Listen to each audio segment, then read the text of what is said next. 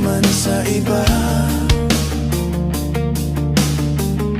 Magwawalang kibo na lang itong puso ko. Walang sumbat na maririnig, patat ng luha ko ang iniwang saksi. Bakit nga ba